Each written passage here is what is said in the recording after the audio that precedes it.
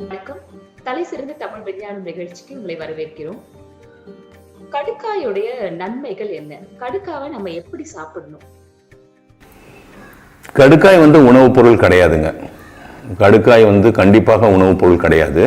கடுக்காய் ஒரு சிறந்த மருத்துவ பொருள். அதாவது 6 சுவை: இனிப்பு, காரம், கசப்பு, புளிப்பு, உவர்ப்பு, துவர்ப்புன்னு 6 சுவை இருக்கு. அந்த 6 சுவையில துவர்ப்புள்ளவை மருத்துவ குணம் வாய்ந்தவை. அதனால கடுக்காய் ஒரு மருத்துவ குணம் வாய்ந்த பொருள்.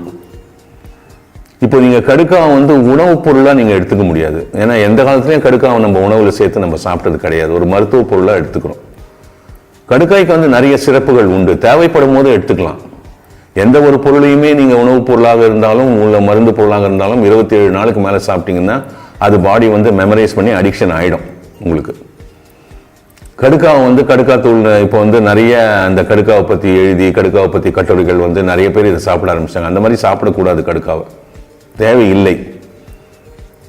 இந்த கடுக்கால ஒரு ஒரு முக்கியமா நீங்க தெரிஞ்சுக்க வேண்டியது எப்படின்னா, கடுக்காய் நீங்க சாப்பிட்டீங்கன்னா ஒரு 11 நாள் தொடர்ந்து சாப்பிடலாம் அந்த கடுக்காயை தூளாக்கி.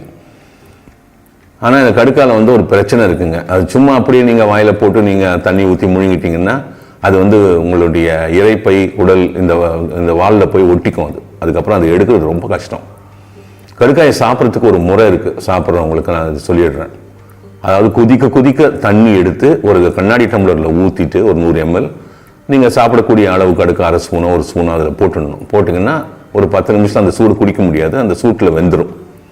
நீங்கள் டைரெக்டாக ஸ்டவ்வில் போட்டு அதை கொதிக்க வைக்கக்கூடாது. அதுக்கு பதிலாக இது பண்ணுறது இன்டைரக்ட் ஹீட். அந்த சுட தண்ணியில் கொதிக்க வச்சு அது நல்ல வெந்த பிறகு அது விதன்னு இருக்கும்போது அந்த ஸ்பூனில் கலக்கிட்டு குடிச்சிட்டிங்கன்னா அதை வேக வச்சு சாப்பிடக்கூடிய ஒரு பொருள் தான் கடுக்காய். இந்த கடுக்காய் சாப்பிட்டீங்கன்னா உங்களுக்கு மலம் எளிதாக வரும்.